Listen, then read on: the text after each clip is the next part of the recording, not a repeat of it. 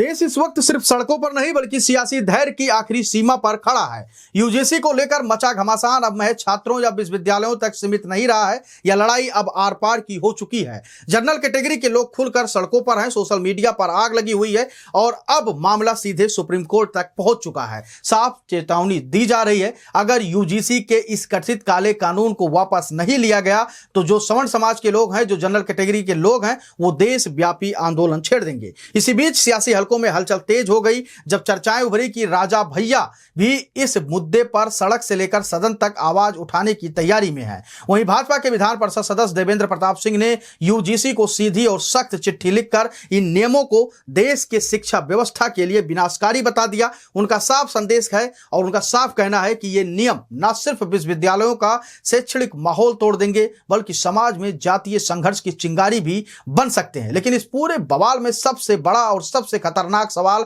कहीं और से उठ रहा है। जिन नेताओं को सवर्ण समाज ने ओर देकर संसद और सत्ता तक पहुंचाया, वे सब आज चुप क्यों हैं? राजनाथ सिंह हो या योगी आदित्यनाथ, बृजभूषण सिंह हो या सुधांशु त्रिवेदी, नितिन गडकरी हो या पार्टी का कोई और बड़ा चेहरा ब्राह्मण ठाकुर हो, यूजीसी पर न बयान, न विरोध, न पक्ष, न सिर्फ कोई बात, सिर्फ चुप्पी। यही चुप्पी आज जनरल कैटेगरी के गुस्से को आग में घी डालने का काम कर रही है। सवर्ण समाज खुलकर कह रहा है, अगर यह मुद्दा आरक्षण से जुड़ा होता तो सड़क से सदन तक तूफान खड़ा हो चुका होता और पिछड़े समाज के तमाम नेता सड़कों पर होते। लेकिन जब सवाल हमारे बच्चों के भविष्य का है तो हमारे अपने नेता कुर्सी बचाने में व्यस्त हैं। और अब चेतावनी भी साफ है, 2027 और 29 में भारतीय जनता पार्टी को बताया जाएगा कि सामान्य वर्ग की राजनीतिक हैसियत क्या है।